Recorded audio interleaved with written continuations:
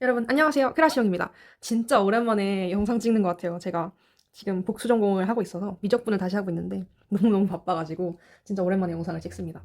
거두절미 하고 시작을 해보면 제가 영어 과외를 되게 오래 하고 있어요. 대학교 올라가자마자 쭉 하고 있으니까 이제 나름 그래도 연식이 꽤 됐는데 그룹 과외도 해보고 하면서 제가 그 전까지는 정말 어땠냐면 제가 사실 제 영어 방식이 여러분이 저를 어떻게 오픽 영상으로 보시는 분들이 많으셨을 것 같은데 어떤지는 잘 모르겠지만 저는 문법을 그냥 공부라는 걸 한 적이 없어요. 문법 공부를. 단어도 암기라는 걸 해본 적이 없습니다. 이게 무슨 말이냐? 그러니까 학교에서 물론 막 시험용으로 해라 해라 하는 건 정말 억지로 하긴 했지만 그 외에 제가 단어를 막 미친 듯이 외웠다거나 아니면 그걸 문법을 알기 위해서 노력을 해본 적이 없어요. 그래서 아이들에게 과외를 할 때 이게 되게 고민인 거예요. 뭔가 대체 이 문법의 쓸모가 뭐지?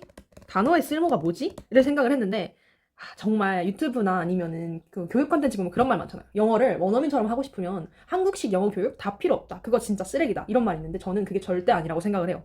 그리고 그게 왜 그런지, 왜 한국식 영어 교육이 필요한가? 그러니까 필요하다라기보다는 우리가 지금 이미 한국인이잖아요. 그리고 우리는 한국에서 자고 말이 꼬이네요. 나고 자라고 해서 우리 이미 한국식 영어 교육을 배웠어요.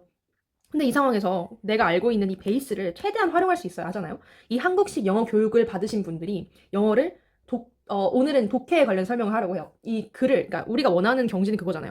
영어 원어민처럼 영어 막 논문을 보는데 이걸 막 한 반에 이해를 막 해. 그리고 이거 쫙 읽고 내 머릿속에 확 들어와. 이게 우리가 원하는 경지잖아요. 근데 나는 한국에서 태어났고, 한국식 교육을 받았고, 그럼 이게 무의식적으로, 이거 되게 걸림돌이네? 라고 생각하시는 분들이 진짜 꽤 많아진 것 같아요. 근데 저는 이게 절대 아니라고 말씀을 드리고 싶어요.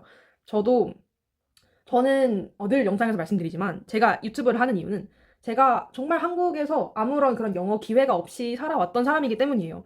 저는 유학을 갔다 와본 적도 없고 뭐 외고나 자사고 특목고 아니면은 뭐 해외 단기 어학연수 이런 경험이 있는 사람도 아니고 진짜 평범하게 일반 중학교, 일반 고등학교 가서 그냥 대학교에 다니고 있는 사람이에요.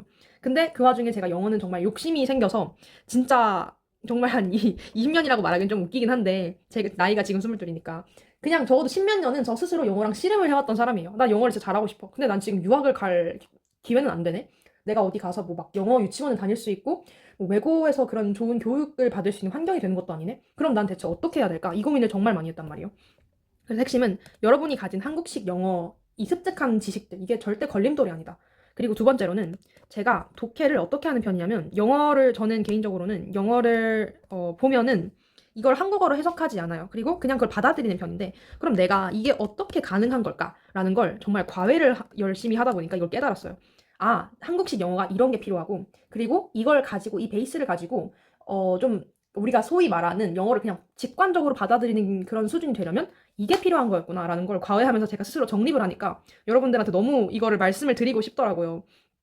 저조차도 그냥 자연스럽게 습득한 거라 몰랐던 걸 이제 말씀을 드릴 수 있다는 생각이 드니까 너무 두근두근해가지고 이거를 이제 오랜만에 이제 키게 됐는데 그래서 조금 고리타분하지만 이거 수능 강의 영상 아니고요. 근데 들어두면 여러분 영어 인생에 진짜 무조건 도움이 될 수밖에 없어요. 특히나 뭐 외국 살다 오신 분들 아니면 막 외고 출신이신 분들은 안 들으셔도 괜찮습니다. 저처럼 이제 영어가 간절해가지고 하고 싶다. 한국에서 살고 했지만 난 이런 정도로 영어 단계가 필요하다 하시는 분들은 이 영상이 진짜 해답이 될 수 있을 것 같아요. 조심스럽게 말씀드리지만 정말 간단하게 짧게 얘기하고 끝낼게요. 일단 과외하다가 떠오른 거여서 학생들 지금 가르치고 있는 걸 가져왔는데요. 일단 제가 정말 강조하는 거. 일단 한국식 영어. 우리가 배운 이 막 팔품사 외우고 이랬던 거. 이건 절대 걸림돌이 아닙니다. 여러분은 이걸 정말 충실하게 활용을 하셔야 돼요. 저는 이게 걸림돌이 아니다라는 걸 어떻게 알았냐면 제가 문법 공부 진짜 싫어했다고 말씀드렸잖아요. 그리고 저도 그 생각을 했어요. 나는 그냥 좀 자연스럽게 공부를 하고 있으니까 어차피 이해되는데 문법 공부를 왜 해? 이러면서 정말 그 수능 날까지도 문법 공부 안 하고 그 꾸준히 수능에서 그 영어 문법 문제는 다 틀려놨어요. 제가 어떤 수준이었냐면 글쎄요, 제가 공부를 정말 안 했나? 뭐 주어 동사까지 알겠는데 그 형식 있죠. 오형식 이런 거 하나도 못 알아듣고요. 그리고 막 현재 분사, 뭐 과거 완료 막 이러는데 뭔 소리인지 진짜 하나도 몰랐어요. 제가 과외하기 전까지는 과외를 위해서 필요하니까 이걸 공부를 했는데 공부하고 아이들에게 설명을 해주다 보니까 와 이게 정말 은근 그러니까 막 이거를 대과거 이런 식으로 우리가 학문적으로 접근할 필요는 없지만 학교에서 가르치는 그 문법들이 진짜 소중하구나를 느꼈거든요. 왜 그런지 말씀을 드릴게요. 첫 번째로는 자, 이 문장 보실래요? 길이가 세 줄이죠. 그리고 아래도 보면 뭐 Dr. Palmer, for example부터 해서 for example, Dr. Palmer Hines found that people 어쩌고 저쩌고 하면서 여기까지 내려가요. 하나, 둘, 셋, 넷. 거진 5줄, 한 4줄 정도 되는 문장이죠. 정말 길어요. 그리고 제가 대학 와서도 느낀 거지만 학술 뭐 논문 같은 거 보다 보면 이거보다 더 줄줄줄줄 긴 것도 많아요. 이따가 제가 자료조사하면서 봤던 논문 하나 보여드리면서 그것도 말씀드릴게요. 지금은 우리가 어떻게 영어를 그러니까 읽었을 때 직관적 이해를 할 것인가를 보는 거니까. 근데 우리가 한국식 영어를 배웠다? 그러면 이걸 보면서 그런 말씀하시는 분도 있어요. 보고 이미지를 떠올려라. 그게 직관적 이해다. 근데 저는 이건 한국에서 영어 공부를 막 깊이 있게 막 많이 하지 않다가 이제 시작하는, 내가 이제 영어 공부를 본격적으로 하시는 분들께는 좋은 방법이 아니라고 생각해요. 그래서 첫 번째는 뭐냐면 예를 들어서 for example 부분을 한번 해석을 해볼게요. For example 전에 A number of research studies have shown how experts in a field often experience difficulties when introducing newcomers to that field 라는 문장이 있어요. 그러면 이 문장을 제가 해석할 때는 여기서 여러분 모르는 단어 진짜 없을 거예요. 없는데 문제가 뭐냐? A number of research study 기니까 아는 단어들로만 이어져 있는데 끊을 줄을 모르는 거예요. 그래서 한국식 영어를 활용하실 때 첫 번째는 끊기. 근데 뭐로? 그냥 내가 배웠던 거로. 여러분 끊을 때 전치사 앞에서 끊어라. 접속사는 문장과 문장을 연결하는 거니까 접속사에서 끊어라. 주어, 동사 끊어라. 이런 말 엄청 들으셨죠? 근데 이게 진짜 진리예요. 보세요. A number of research studies 까지가 엄청 큰 주어죠. 길어요. 긴데 이거 그냥 한마디로 압축할 수 있어요. Have shown how 하면서 의문사 구문이 나오죠. How experts in the field often experience difficulties when introducing newcomers to that field. 그러면 이 안에 지금 이 긴 문장을 지금 제가 네 부분으로 끊었어요. 그러면 이게 긴 주어고 have shown 이 동사고 뒤에가 뭐를 보여줬는지에 대한 대답인 거예요. How experts in a field. 여기도 how experts in a field라는 게 조그만한 주어 하나죠. Often experience difficulties. 그 다음에 when introducing newcomers to that field 하면서 문장이 끝나죠. 그러면 얘를 어떻게 해야 되냐? 한국식 영어를 충실하게 활용하신다는 건 끊는다. 내가 아는 그 지식들로 그대로 끊어주시면 돼요.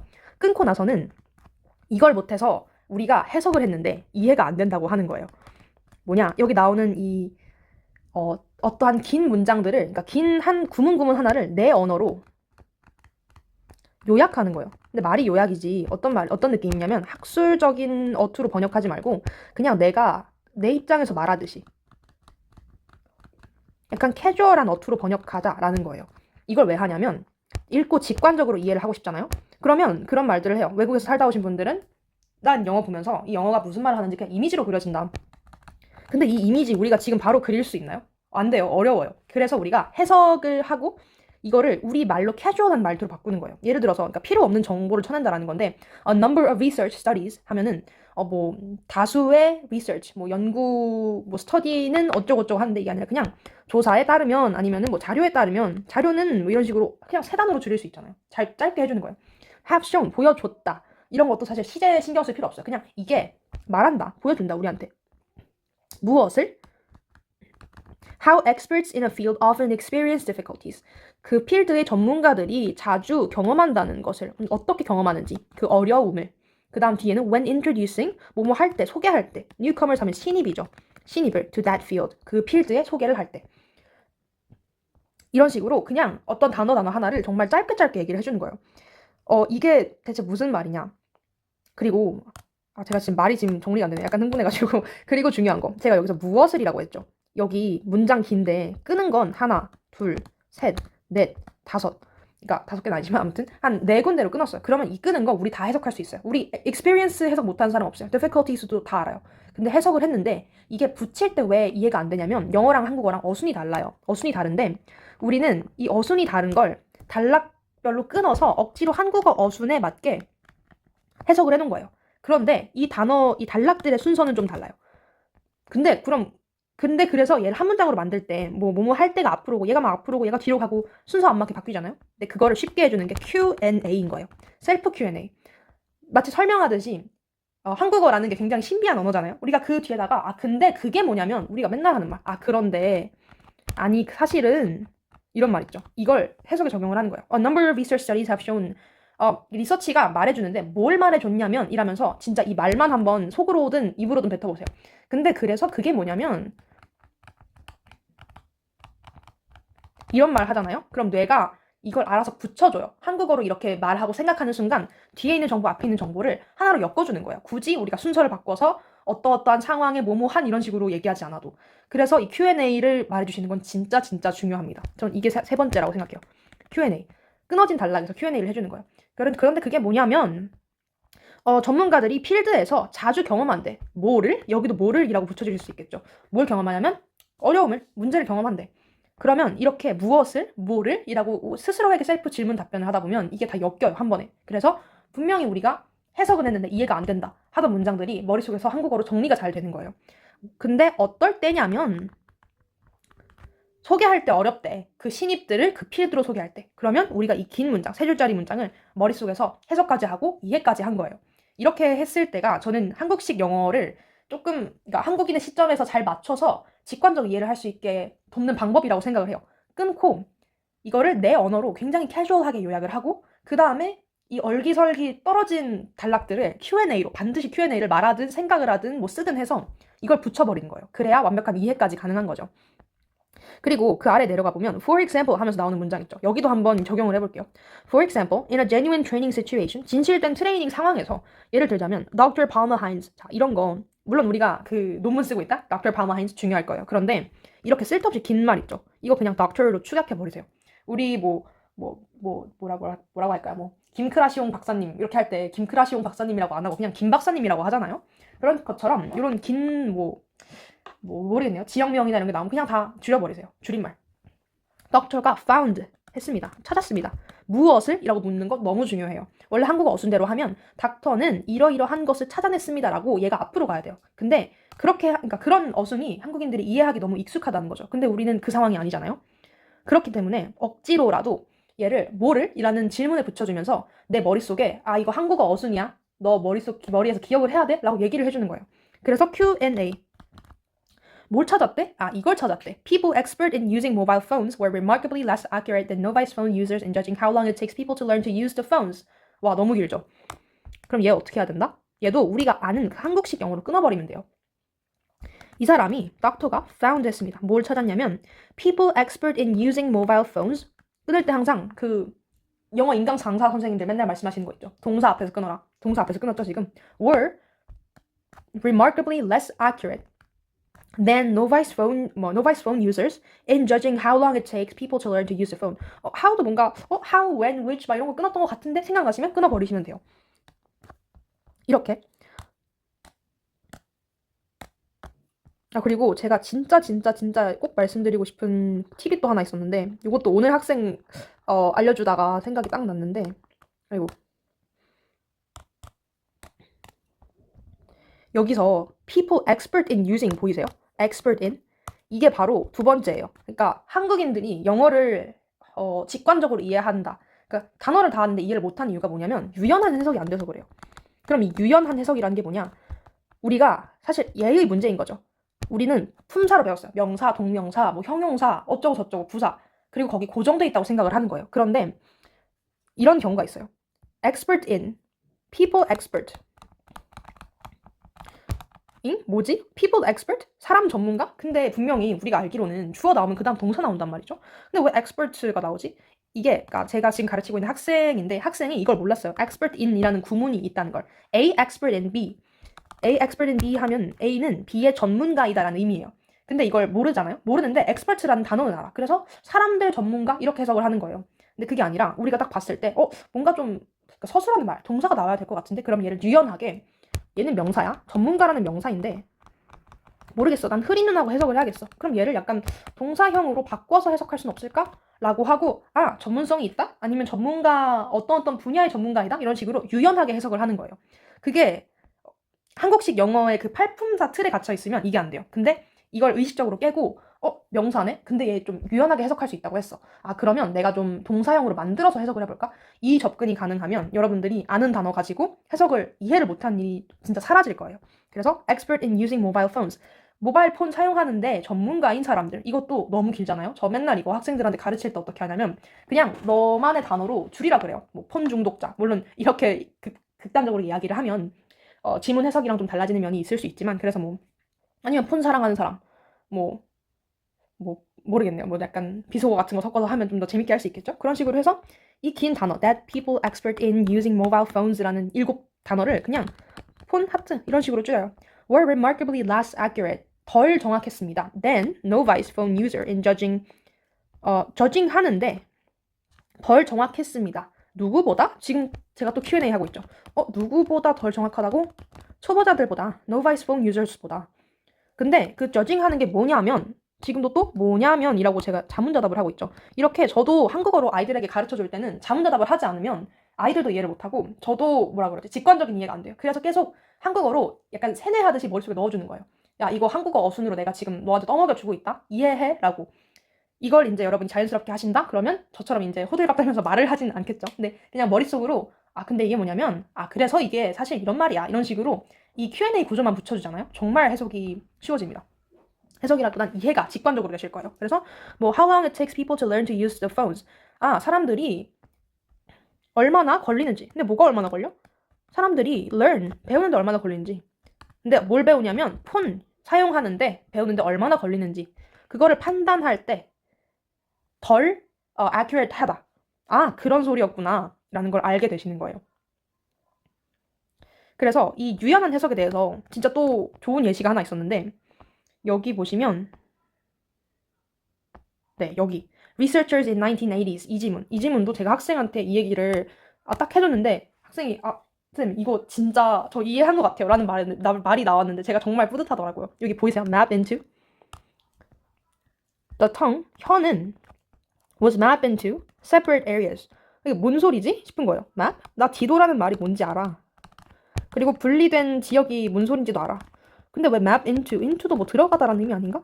근데 이거 왜 해석이 안 되지? 쌤, 해석은 하겠는데 이해가 안 돼요. 이 말을 학생들이 진짜 많이 했어요.